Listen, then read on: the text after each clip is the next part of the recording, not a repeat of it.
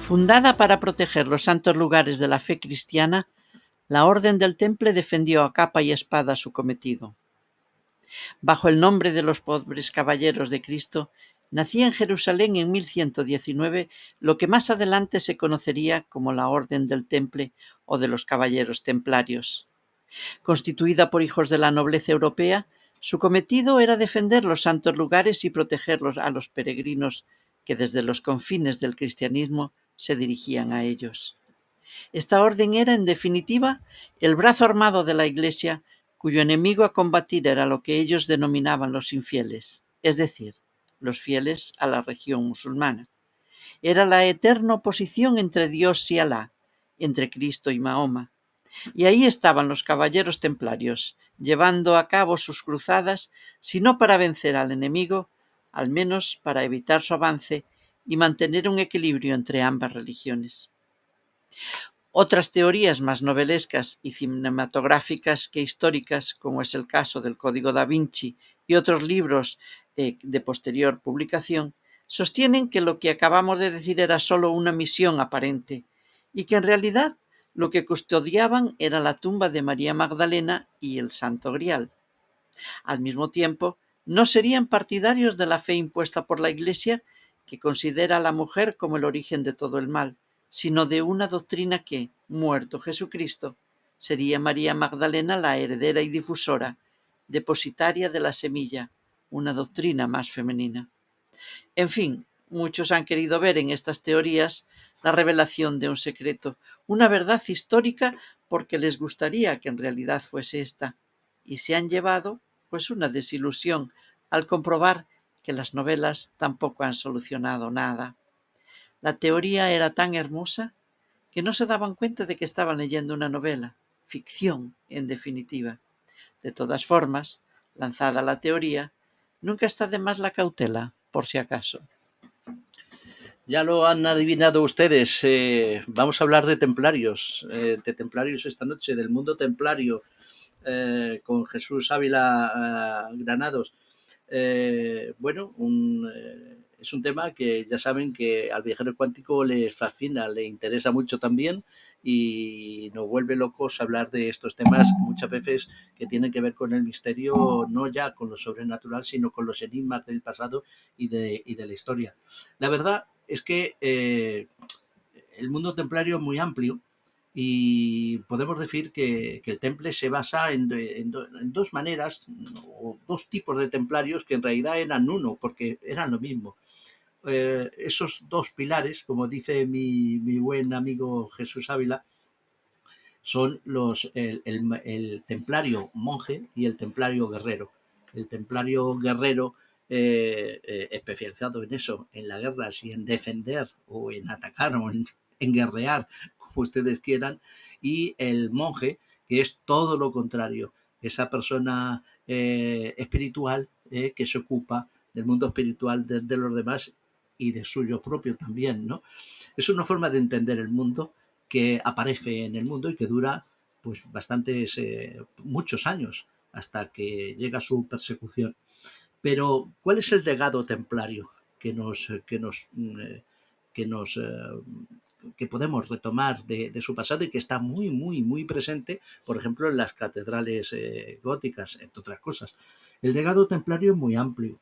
La verdad es que supieron hacer muchas cosas bien, entre ellas ese contacto, como yo digo, con la realidad social, que también lo dice Jesús Ávila en uno de sus libros, Simbología Templaria, que fueron mucho más eh, eh, personas dedicadas al arte, a observar las estrellas y guiarse por ellas y a conocer el mundo y aplicar en su sociedad, en esa sociedad que, que tenía burguesía, clero, nobleza y que era una especie de sociedad medieval de la Edad Media muy extraña. Ellos vinieron a aportar conceptos clarísimos, intentando que hubiera además un equilibrio entre la sociedad y la nobleza. Fíjense ustedes qué problema. Crearon el concepto, entre otras cosas, de encomienda como forma ideal de producción activa y rural en donde se desarrollaba la cría de animales de granja la elaboración de alimentos, la doma de caballos, la producción de artículos de primera calidad y necesidad, e incluso el vidrio, la apicultura. Todos estos productos eran comerciados, además, eran trabajados y comerciados. Claro, imagínense ustedes lo que se creó, lo que vino a crear entonces ese legado templario, ¿verdad?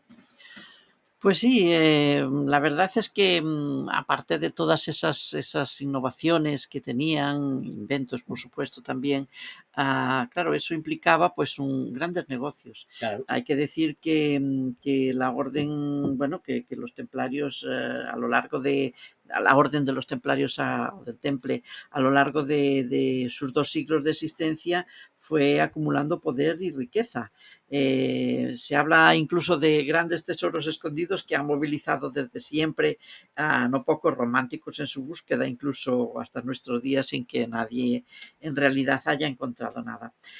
Lo que resulta innegable es que su abundante patrimonio inmueble, en iglesias, en majestuosos castillos que construyeron a lo largo de nuestra geografía y de toda la geografía europea. Muchos de ellos todavía permanecen en pie. Por ejemplo, nosotros conocemos muchos, pero uno que nos ha impresionado mucho es el castillo de Ponferrada, Bueno, ¿verdad? es una Que maravilla. es una Ahora que maravilla. lo terminaron de restaurar, Sí, es sobre una el río auténtica. Sil, que bueno, es como un vigía sobre el puente sobre el río Sil que protegía a los peregrinos que iban a Santiago. O sea, allí está el Castillo Nuevo, el Castillo Viejo, muy bien restaurado, por Claro, porque cierto, y es uno de esos vestigios, de esos centros de poder que los templarios tenían. porque eran grandes estrategas y entonces sabían perfectamente cómo, ¿Dónde eh, ubicar? Claro.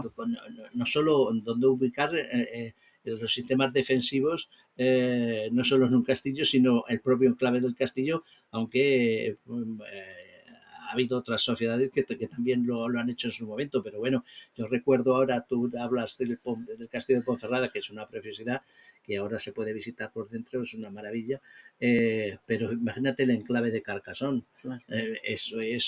Bueno, eso ya es, no es ver un castillo, es varios castillos dentro de un castillo. Ese enclave es fabuloso. Pero hoy seguramente que Jesús Ávila nos va a hablar de enclaves, de enclaves en general, no solo de castillos, sino también de iglesias y de otras cosas. Y tú decías, Antonia, Bueno, del poder de los templarios. claro, Sí, porque, perdón, sí,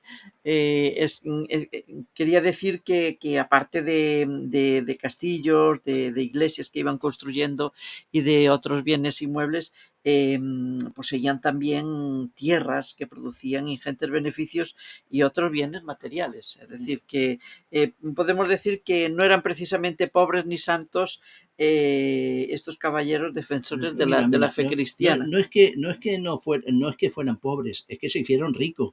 Sí, Bien, se hicieron bien. ricos. Ellos dominaban, como fueron grandes inversores además, el sistema financiero. Pero claro, porque todo eso movía ingentes cantidades de dinero. Movían dinero, pero también sabían trabajar la tierra y comerciar. Y de eso sabían mucho.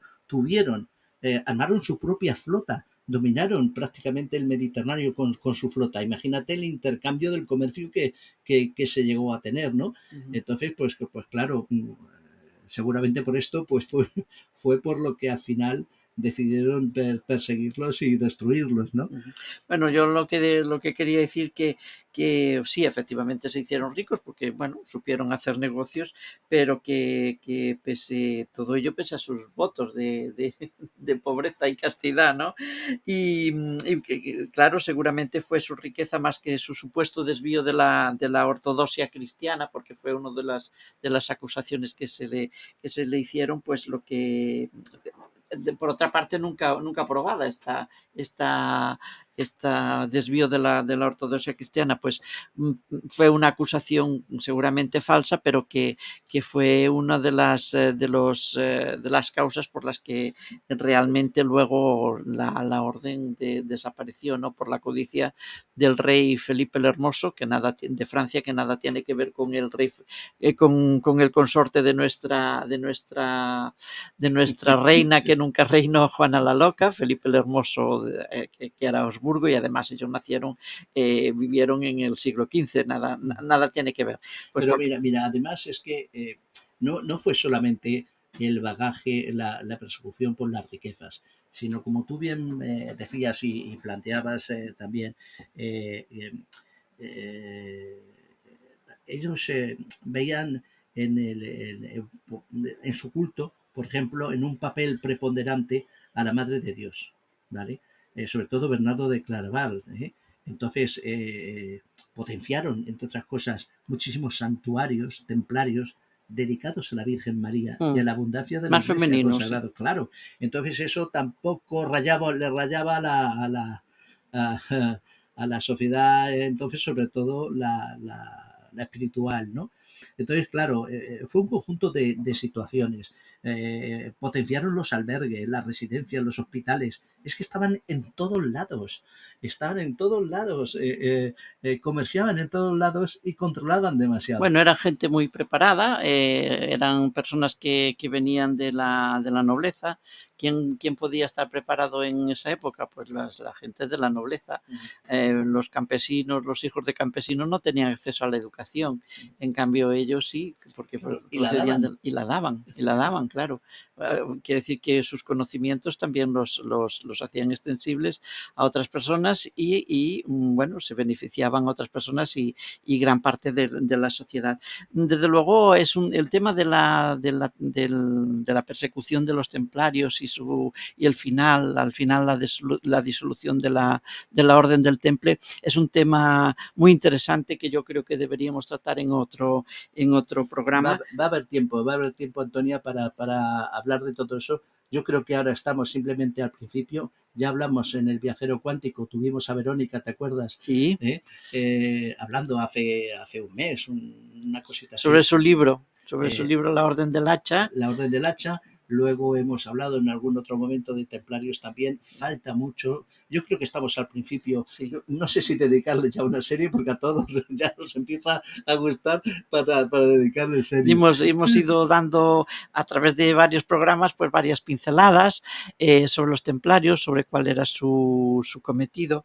Yo quería decir que seguramente como fue su riqueza más que el desvío de la ortodoxia lo que provocó su final.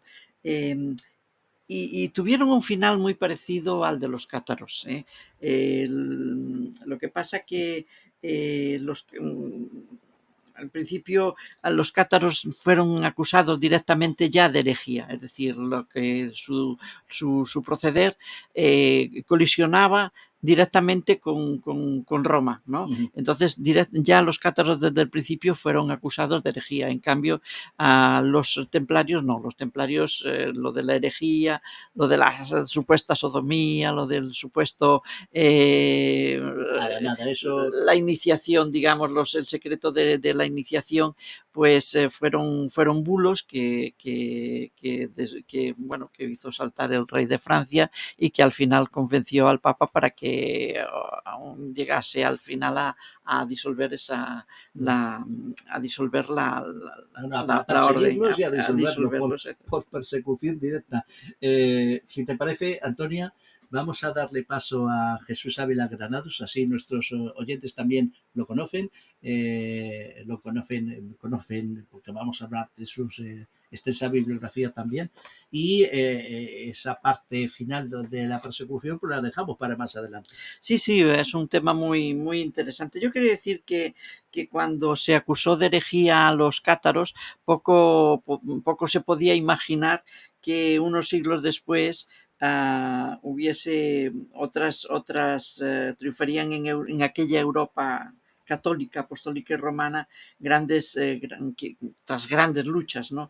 Tras grandes luchas, todas otras doctrinas dentro del cristianismo, pero que hubiesen sido en principio tomadas como herejía y fueron, por ejemplo, el catolicismo, protestantismo, anglicismo, ortodoxos, etcétera, en realidad fueron todos fueron condenados a convivir y a tolerarse, pero que en un principio también eran consideradas herejías, ¿no? Bueno, pues de todo esto y de mucho más iremos hablando poco a poco. Vamos con la entrevista de esta noche.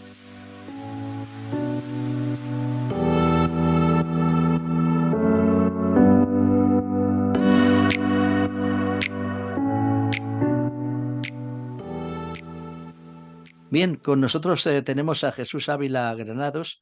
Él es escritor, periodista, conferenciante. En realidad tiene más de 30 libros escritos. Pienso que, bueno, creo que casi todos sobre el mundo templario. ¿Es así, Jesús? Buenas noches. Buenas noches, Aníbal. No son 30, son Más. 120 libros. Vale, entonces de esos 120 son 30 dedicados al mundo templario. Aproximadamente, sí. Sobre templarios, sobre cátaros, Ujú, pero claro, mi actividad es más amplia porque ujú, también he hecho enciclopedias, libros de viajes, en fin, pero esta noche vamos a hablar de los temas templarios sobre todo, ¿no? ujú. Pues sí, vamos a hablar de templarios, que es, por circunscribirlo de alguna manera a un tema en concreto, al mundo templario. Y es que el mundo templario es tu pasión, ¿no? Sí, desde hace muchos años. Yo empecé a escribir pues en el año 1972. Colaboraba en el Diario de Barcelona, en La Vanguardia, en muchos medios. Y siempre ha sido mi afición descubrir un poco el mundo del temple, Ujú, porque me atraía mucho el que hubiese una serie de edificios bastante abandonados y sobre los cuales no se hablaba, y tampoco del aspecto histórico, porque cogías un libro y se empezaba en el año 1118, hablaban de San Bernardo de Claraval y a las 3 o 4 líneas ya estaban hablando de la muerte en la hoguera de Jean Bernat de Molay. Entonces digo, estos 196 años hay que investigarlos, ¿no? Y ujú. esa ha sido un poco mi tarea durante mucho tiempo. Bueno, He estado, si uno tiene que sí, investigar a 126 años, está claro que salen un montón de libros. claro. He estado viajando por Italia, Francia, Turquía y Portugal, España, en fin, también he estado en Irlanda, en Inglaterra, y siempre pues me ha llamado la atención estos caballeros que fueron condenados de esa manera tan salvaje, dejaron un patrimonio, dejaron un legado que hoy día en gran parte tenemos que agradecérselo. La sociedad actual desconoce ese patrimonio que le debemos. Por ejemplo, Aníbal, cuando vamos a una farmacia, no nos damos cuenta que el cartel que ya nos invita a entrar, que es la Cruz Templaria, pues fue fruto de un esfuerzo muy grande en los siglos XII y XIII y comienzos del XIV. Ujú, Ellos velaron mucho por la calidad de vida de las personas de su entorno, ¿no? Y por eso crearon las encomiendas. ujú, Es un tema que me fascina muchísimo, ¿no? Una ujú, encomienda es una pequeña ciudad dentro de otra más grande en la cual se desarrolla todo un trabajo bastante valioso en cuanto a la conservación de las personas que viven y dependen de esa encomienda. Por lo tanto, el comendador tenía una gran responsabilidad.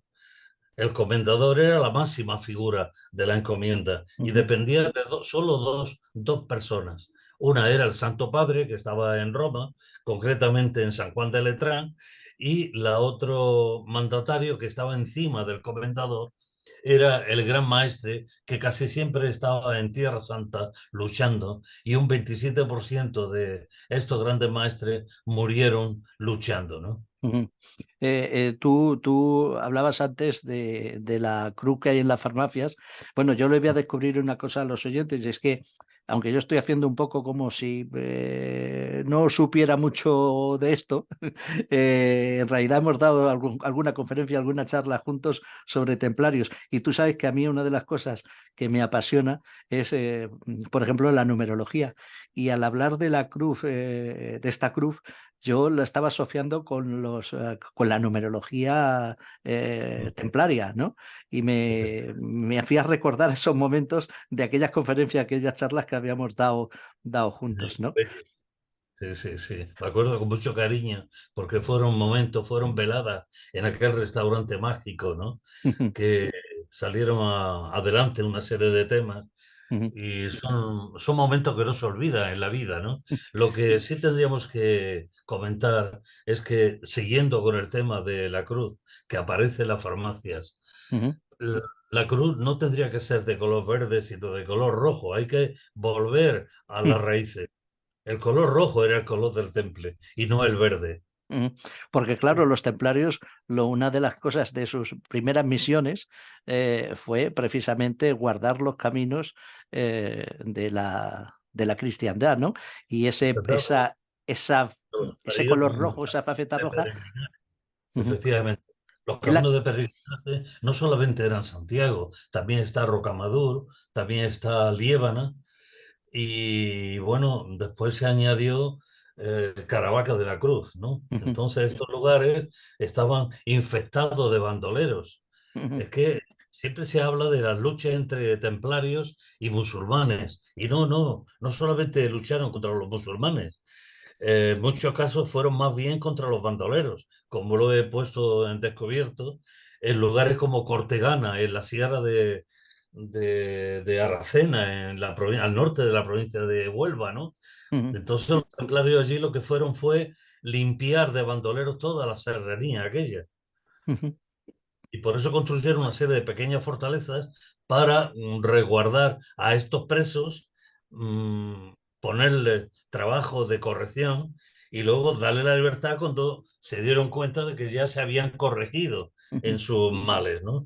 ujú, Es decir, la capacidad, digamos, legal que tenían los templarios era verdaderamente asombrosa. Las cárceles no eran cárceles de castigo, Aníbal, ujú, eran cárceles de arresto. ujú, En todas las tierras del Ebro, que tú estás muy cerca de alguna manera de ese territorio, ujú, pues había tres puntos verdaderamente de referencia obligada. Por una parte tenemos el castillo de Miravet. ujú, Esa era la mayor fortaleza templaria de las tierras del Ebro. Por otro lado tenemos en Horta de San Juan ujú, este santuario mágico que le han llamado de Los Ángeles a partir del siglo XVII, pero era el santuario de Miguel Arcángel, de San Miguel Arcángel. ujú, Ese era el punto espiritual de los templarios en las tierras del Ebro. Pero luego había un tercero que era la ciudad de Gandesa, capital de la Terra Alta, ujú. donde estaba todo el sistema administrativo, económico y judicial de los templarios en las tierras del Ebro. Bueno, pues allí es donde estaba la cárcel de arresto. Ujú. Ahora se ha restaurado, yo he estado dando varias charlas y es un edificio verdaderamente fantástico. Ujú. Una de las cosas que me apasiona de ti, Jesús, es precisamente eso.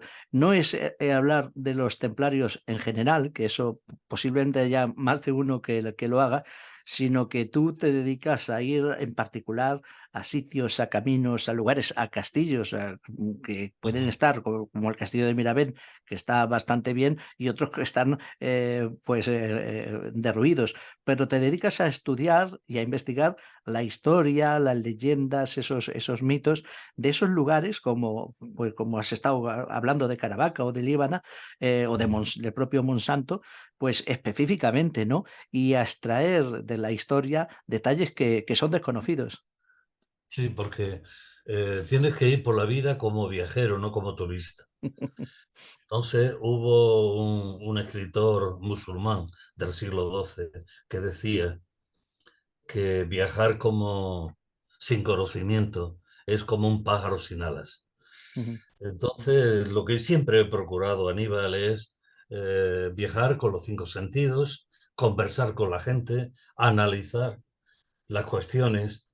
Y fruto de eso son la cantidad de vídeos que cada semana voy subiendo cada viernes uno, ujú, que la mayoría son de los templarios. Cuando yo comencé en el mes de mayo de hace 2 años esta aventura, pues muchas personas allegadas, incluso catedráticos de universidad, amigos míos, me dijeron, hombre, el tema templario es bastante limitado. Con 10 o 12 capítulos ya lo tienes. Y oye, pues ya llevo 126 y no paro de pensar en viajar, en descubrir y no paro de encontrar cosas que habían pasado desapercibidas. Y te voy a contar un par de ellas, si te parece Claro, bien. claro, para eso estamos. Bueno, Cuenta, pues cuenta. resulta que en la comarca del Solsonés, que está al nordeste de la provincia de Lleida, pues allí hay un pueblo que se llama San Llorén de Moruña. Bueno, pues en ese pueblo estuvo vigente hasta mediados del siglo XX una cofradía de raíces templarias que se dedicaba a facilitar dinero a un interés bajísimo a todas las personas que presentaron un proyecto de innovación. Con esto lo que los templarios o la filosofía templaria estaba precisamente, pues estaba ayudando a las personas emprendedoras de la comarca. Claro, Y de eso alguna está manera. demostrado, esto está demostrado. Luego la iglesia de Planés, por ejemplo, en el Capcir, el Rosellón francés, fue el último altar templario y es una iglesia de planta triangular que está levantada sobre un nacedero de agua y un punto de energía telúrica altísimo. Porque, Otra claro, cosa, sí, sí, ellos sabían de eso mucho, ¿eh? hacían muy bien, claro. Buscaban los lugares de energía que ya habían sido utilizados por otras religiones precristianas, ¿no? Por ejemplo, pues eran los celtas, los druidas. En Puigcerdá, pues la capital de la Cerdaña, en la provincia de Girona, al norte, en el Pirineo catalán, pues tenemos un lago. Mucha gente se pasea por allí porque es un sitio bucólico, muy agradable, pero no saben que ese lago fue construido por los templarios en el siglo XIII para que no les faltara agua a las tierras de regadío, beber agua potable a las personas del lugar y mantener una atmósfera perfecta. O sea, estamos hablando de hace 8 siglos. Luego hay un pueblo que no nos lo podemos de perder, que para mí es el pueblo más esotérico de toda España, A que ver. se encuentra en la provincia de Soria, concretamente en la comarca de Las Parameras, al sur. El pueblo se llama Caracena. ¿Has oído hablar de él? Claro. A ver, bueno, pues en ese pueblo te encuentras con dos iglesias, una iglesia de origen visigótico y otra que le llaman de San Pedro, pero el verdadero santo era San Juan Bautista. ¿Qué es lo que pasa en esa iglesia? Pues como la mayoría de las iglesias del románico soriano, pues tienen un pórtico lateral. Este pórtico está rodeado, lógicamente, de columnas con capiteles y los capiteles están llenos de elementos esotéricos. Pero Ujú. es que la sorpresa nos la llevamos eh, en el ábside exterior, que nos encontramos con un Baphomet perfecto, que te mira desde cualquier punto que esté, te está mirando a los ojos. Bueno, Y tienes que luego, explicar lo que es el Baphomet, ¿eh? El- porque si alguno de los oyentes se van rápidamente a mirar internet y buscan Baphomet, se van a encontrar con un diablo. Explica eso, explica eso. bueno, era una cabeza parlante. Dicen que realmente se correspondía con la cabeza de San Juan el Bautista. Ujú, Porque para los templarios la figura de San Juan Bautista era más importante que la de Jesucristo.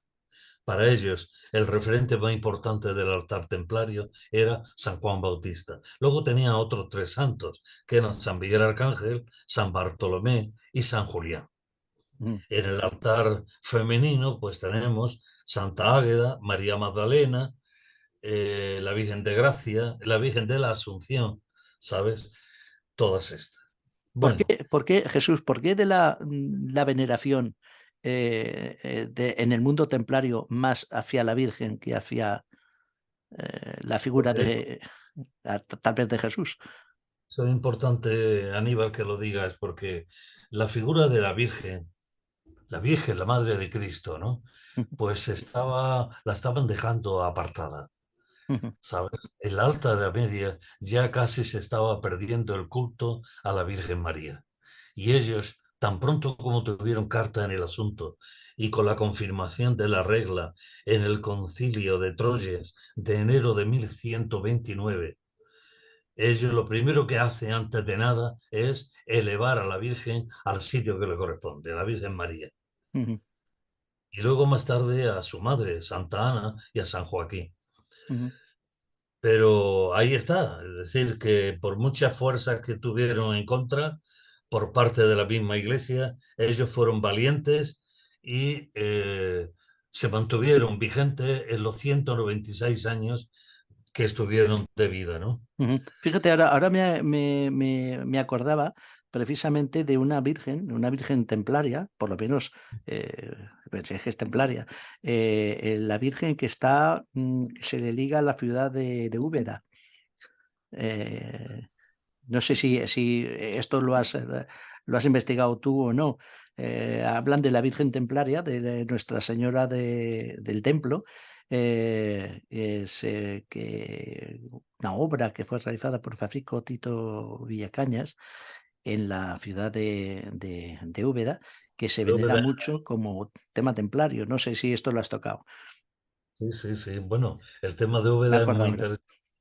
es muy interesante porque fue una ciudad con mucha historia. El momento de la conquista cristiana, pues claro, participaron los templarios y dejaron una huella importante. Hay varias cruces de 8 beatitudes Ujú, grabadas en diferentes edificios. El Hospital de Santiago lo promocionaron ellos. Úbeda la conozco muy bien, es una ciudad fantástica. La iglesia de San Salvador era una iglesia funeraria, ¿no? ujú, Y todo el recinto de murallas que le rodean. Lo importante es que mucha gente, hasta todavía hoy, se piensa que los templarios no estuvieron en Andalucía. Y en Andalucía tuvieron un peso importantísimo. Primero por la época de Fernando III el Santo, tras la batalla de la Nava de Tolosa del año 1212, empezaron ya a tomar cuerpo lo que es la entidad templaria en toda Andalucía. En la parte de Huelva, como hemos hablado antes de la Sierra de Aracena, ujú, fueron bajando, compartiendo también un poco con Extremadura, con la Orden del Hospital, pero incluso la Orden del Temple con la del Hospital hubo momentos de mucho roce, ¿eh? ujú, Mucho roce. Y eso ujú, lo voy a dedicar en un capítulo, en un vídeo, porque no fue todo un mar de rosas. ujú, Y siguiendo con el resto de Andalucía, tenemos el castillo de la Iruela, que está en ujú, Jaén, que es un castillo roquero precioso, muy cerca de Cazorla, que fue templario, y en la misma provincia de mi tierra, de Granada, el pueblo de la Málaga, descubrí una tumba templaria que pertenecía a un caballero que nació en Argelaguer, que es un pueblo de la Garrocha, y porque fue perseguido en la época de que ya el monarca Felipe IV el Hermoso empezó ya a encender la mecha de las hogueras, pues este, en lugar de tomar otro camino de huida, pues se fue hacia el sur y encontró cobijo con el monarca Ismael I de Granada, y precisamente todo esto lo he estudiado, tengo un libro que se llama La Confesión, el médico templario, y este caballero de origen catalán, que era un médico fantástico, había estudiado medicina en Acre, en Tierra Santa, aparte de haber estudiado medicina cristiana en Vic, en Barcelona, pues ayudó a los nazaríes en la batalla de Sierra Elvira del año 1319.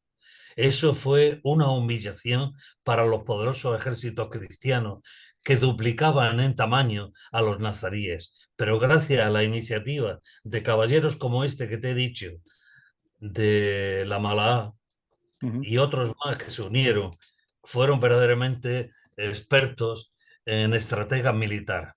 ujú, Lo mismo ocurrió en Escocia. Tú sabes la lucha que tuvieron los escoceses contra los mismos ingleses, ¿no? Que la ujú. vemos en la película de eh, ¿cómo se llama? Pues ahora no me acuerdo tampoco, pero bueno, sí, creo que están en la mente de todos, aunque no nos acordemos ahora mismo del nombre, porque hace años Bueno, que no pues veo la televisión, la esa es película. para mí, El esa, Reinhardt, Braveheart, sí. sí, Es una de las películas mejores que podemos ver. Reinhardt, sí. Efectivamente, la muerte que tuvo, decapitado y luego su cuerpo destrozado completamente, pero no se bajó del burro, ¿no? Insistiendo de que él tenía la razón y sobre todo la libertad de su pueblo, ¿no? Escocia. Bueno, Ujú, pues esas batallas anteriores que las ganaron los escoceses, que llegaron hasta la misma tierra con York, vencieron en York, que está al norte de Inglaterra, entraron allí y humillaron al ejército inglés. Bueno, pues todo eso fue gracias a la ayuda de los estrategas de los caballeros templarios. Descendientes de ellos, más tarde se levanta la capilla de Roslin, a 40 kilómetros al sudoeste de, de la capital de Escocia, ¿no? Bueno, ya estás mencionando cosas. Si hablas de la capilla de Lorri, tenemos que hablar precisamente de María Magdalena, ¿no? Bueno, María Magdalena no solamente está presente en Roslin, sino que también está presente en muchísimos otros lugares. Ujú, Ellos siempre, a diferencia de los cristianos, de la iglesia oficial que decía, haced lo que yo diga, pero no hagáis lo que yo haga, los templarios lo que mantuvieron era la figura de María Magdalena como la madre de Jesucristo y no como la prostituta, ¿no? ujú. Entonces, claro, el reconocimiento fue mayúsculo porque le levantaron iglesias y desde el punto de partida de Rennes-le-Château, que tú lo conoces también, ¿no? Pues ese lugar es verdaderamente mágico. Hay que conocer bien Rennes-le-Château para darnos cuenta del papel que tuvo María Magdalena. Hay muchas iglesias, entre ellas, por ejemplo, la de Monsonès, que está en Haute-Garonne, que es un departamento de Francia, la capital es Toulouse. En la iglesia de Monsonès, que es lo que queda de la encomienda templaria, pues nos encontramos con un capitel que está esculpido con la figura de María Magdalena lavándole los pies a Cristo, su esposo. Y Sí, luego que después con... antes has dicho su madre, creo que su mujer, la que sería María Magdalena, sería la que habría sido su mujer, la mujer de Jesucristo. No, yo hablaba antes de la Virgen, que era la Ah, bueno, madre. bueno, pero la capilla de Rowling está dedicado aunque esté presente, está también dedicada a la posible estirpe que Mm. hubiera habido después de que Jesucristo muriera y que se hubiera, bueno, en los libros de Dan Brown está también, y es uno de los que habla de la capilla de Rowling, ¿no? Bueno, A bueno. esa posible estirpe de Jesucristo. El libro de Dan Brown está bien, lo que pasa es que tú sabes que está también cargado de errores, un poco de fantasías. Salió al mercado más o menos cuando salió La profecía del laurel, Mm. que es Ah. mi obra cumbre, ¿no? Lo que pasa es que, claro, coincidieron los dos, en las promociones que le hicieron al Código da Vinci, pues era 25.000 veces más fuerte que la mía. Y entonces así, pero bueno, pero no nos... Pero eh, tú crees que hubo, o sea, aunque sea salirnos un poco del tema, ¿crees o no crees en que la estirpe de Jesús pudo existir? Pues claro, se habla de ello precisamente de Clovis y luego los merovingios, la Orden de Sion, que es otro tema que tengo que seguir analizando y ponerlo en vídeos. En fin, por otro lado, también he descubierto otra cosa muy importante, es que en qué cantidad había de efectivos templarios cuando a comienzos del siglo XIV vino la tormenta. Pues había unos 30 o 33.000 en toda Europa, que parecen muchos, pero no. Europa es muy grande, son muchos países. Ujú. Entonces, la importancia de los templarios no estaba en el número físico de sus efectivos, sino En el- que en las ciudades, las familias, decir que tener un miembro que pertenecía a la orden, ese era un orgullo y un prestigio para toda la familia. No ocurría lo mismo con las otras órdenes. Entonces, a veces nos encontramos con castillos que estaban defendidos solamente por 15 caballeros, pero esos 15 caballeros estaban ahí y no entregaban el castillo hasta que no quedaba la última gota de sangre de esos caballeros. Y eso ya lo demostraron en lugares como Miravet, Jerez de los Caballeros, Monzón, Calaceite, Ujú, Castellote, en fin, una serie de lugares en donde esos caballeros que eran mucho inferiores en número, pues fueron capaces de soportar asedios de hasta un año de largos. ujú, ¿Por qué? Porque, por ejemplo, se ha demostrado que en Castellote la misma población le administraba víveres y agua a los soldados que estaban, los caballeros que estaban dentro de la fortaleza. ujú. Y todo camuflándose por la sombra de la noche, les llevaban los alimentos, el agua necesaria, porque el pueblo estaba a favor de ellos. Y Ujú, hay un dato muy interesante que no te tienes que olvidar, Aníbal, que es que hay una población en Castellón, cerca de Catí, que se llama Villafranca del Cid. ujú, Esa población, después de haber desaparecido la Orden del Temple, unos 45 años después, pues sobre el año 1350 y pico, resulta de que la población se levantó en armas, se sublevó, porque estaban hasta las narices de los impuestos que estaban pagándole a los señores de Morella, que eran los que administraban la ciudad. ujú, Y los caballeros hospitalarios eran el cordón umbilical de esos impuestos. ujú. Hasta que tuvo que intervenir el rey de Aragón personalmente, llegó allí a Villafranca del Cid y le dijo, no os preocupéis, vamos a tener un periodo de tranquilidad, dejaremos a los caballeros hospitalarios fuera porque ellos venían, su sede más importante estaba en la castellanía de Amposta. Y entonces los caballeros hospitalarios durante 11 años dejaron tranquilos a los habitantes de Villafranca, no les cobraban los impuestos y después pues todo volvió a la normalidad. Pero esos 11 años fueron los años de mayor tranquilidad que tuvo esa población. De eso no hablan los libros, ¿entiendes? Hay otro El... aspecto. Sí, sí, dime. No, dime, dime.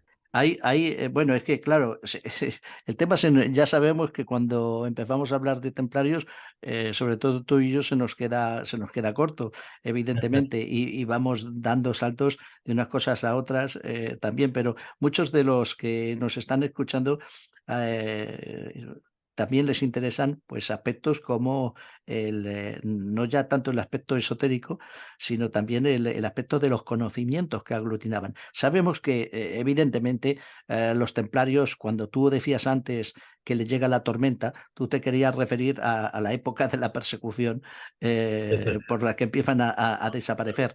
Pero No, no me refería a la tormenta climatológica, ¿no? evidentemente, los templarios, una de las facetas por las que está claro que los hicieron desaparecer es por ese poder que empezaron a aglutinar, poder económico, poder de todo tipo, e incluso poder político, si se puede decir así. Pero también había un poder de conocimiento, porque muchas de las iglesias tienen dentro y fuera, un conocimiento especial y específico, ¿no? Antes tú hablabas de la cruz de las 8 beatitudes, que es esa cruz que decíamos antes, de las farmacias, pero bueno, que debería de estar en rojo. Esa misma cruz es la cruz de 8 beatitudes. Y yo hablaba de que la numerología está completamente implicada con el mundo templario también. Pues, pues ese mundo esotérico, ese mundo de conocimiento de todo tipo, ¿vale? Ese mundo especial también era temido, ¿no? Ese era el más temeroso de todos, porque parte de la base que ningún edificio construido por los templarios fue diseñado de forma libre. Todos tenían un porqué. Cualquier ermita que tú te puedas imaginar, esa ermita está ahí porque en ese lugar hay un lugar de energía, porque lo sagrado no es el templo, es en la tierra sobre la que se levanta el templo, ¿no? Ujú, ujú. Yo ahora vengo a referirme que la numerología, pues, bueno, pues voy a darte otro dato. Por ejemplo, tú conoces Chartres, ¿no? Ujú, claro. Vale, pues el laberinto que tenemos en el suelo es una obra fantástica. ¿Sabes cuánto mide de largo la persona Pues que haga descalzo ese laberinto? 261 metros. El 261 es el 9, ¿no? Entonces, tenemos un principio y un fin. otro dato interesante, pero es que la Catedral de Chartres está levantada sobre un pilar, como ocurre con el monasterio de San Pérez de Roda, ¿no? Ujú, Un pilar gigantesco, pero en torno a ese pilar hay otra iglesia, otra crista en forma de crista, tan grande como la nave superior. ujú, Y todo eso se rinde homenaje a una Virgen negra ujú, y un pozo con agua, porque en todas las encomiendas había dos cosas fundamentales. Un pozo con agua potable que era garantía, ¿sabes? Que era la garantía de poder satisfacer la sed, que era más importante que el hambre, como es lógico. ujú. Y luego después la rosa, el Oh, rosal, símbolo de la Virgen María. ujú, Entonces esto confirma lo que tú me preguntabas antes.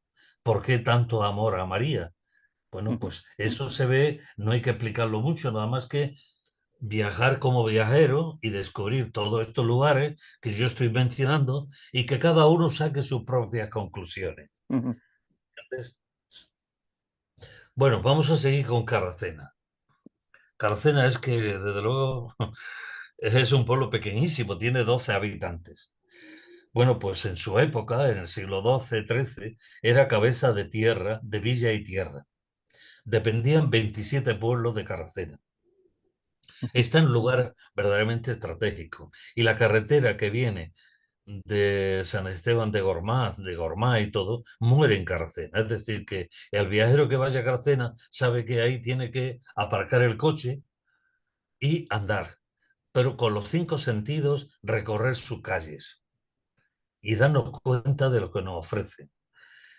En la Plaza Mayor, que tiene forma de pendiente, hay un rollo una picota que es del siglo XVII, XVIII. Todavía quedan manchas de sangre fosilizadas en la piedra. Por lo ujú, tanto, ¿quién murió degollado en ese lugar o colgada su cuerpo? Pues fueron personas perseguidas como herejes por la Santa Inquisición. ujú. Entonces seguimos el camino de su vida. Después, antes de iniciar la calle principal, que es también la única más importante del pueblo, a mano izquierda está lo que era la prisión, la cárcel. Voy a beber un poco de agua. Bebe agua, pero abrévialo porque no tenemos mucho más tiempo dentro del programa de hoy. Luego ya no. De hecho, nos va a quedar mucho por hablar todavía, pero bueno, sigue explicándonos. Vale. Llegamos a la iglesia que hemos hablado antes de San Pedro, que es de San Juan Bautista, y entras y te encuentras una frase lapidaria en el altar mayor, Ujú, perteneciente a otra, a la secta maldita. Entonces, es un aviso de navegantes Que, que es, para que que, es, que es la secta maldita. pues para la iglesia oficial, los templarios. Ah, vale. Ah, Entonces, claro, perteneciente a nuestra secta maldita. Pues, pero de otra manera, hay, porque... hay otro dato curioso que mucha gente se extraña, tanto en el suelo como en algunas paredes de la iglesia. Nos encontramos con, con una figura grabada en forma como de un zapato, como una nave, ¿sabes? Sí. Y eso, claro, eso tenía su razón de ser, porque en el siglo, digo, en el mes de octubre, noviembre, Ujú, sobre Caracena, la noche estrellada, se ve una constelación, que es la constelación de Cefeus. ujú, Cefeus tiene la forma de eso, de un zapato o de un barco, si te fijas. sí. Por lo tanto, llegamos a esa otra conclusión. Las iglesias templarias y los lugares templarios estaban sometidos a unos conocimientos astrológicos. Claro. Por una parte, hemos visto el poder que tenía la energía telúrica de la Tierra, pero es que ellos no se olvidaban que lo que hay en la Tierra está arriba, Ujú, ¿sabes? Y entonces, en muchos casos nos encontramos con esa referencia. Y si dibujamos el mapa de España, podemos ver la gran cantidad de constelaciones que en un mes o en otro son las que dominan en el firmamento. ujú, Bueno, pues donde hay lugares templarios, se corresponde con esas constelaciones. Ujú. Bueno, pues yo creo que lo vamos a dejar aquí en un lugar tan bonito como es. Ahora me traía los recuerdos, esto que decías del cielo y de la tierra, aquella ley del Hermes Trismegisto, lo que es arriba es abajo, una cosa parecida, ¿no? Podemos hablar, seguir en otra ocasión. Tus redes sociales igualmente, donde ahora espero que hagas partícipe al viajero cuántico también y que tengamos oportunidad de hablar más adelante, porque ya te digo, es un tema que siempre se nos queda corto, hablemos de lo que le hablemos y escucharte a ti es una maravilla, por tanto, que sabes. Nos tenemos que despedir, sí que lo dejamos aquí, pero proponemos ya tu venida al viajero cuántico en otro momento, ¿te parece? Pues perfecto, cuando tú quieras, Aníbal, aquí estamos.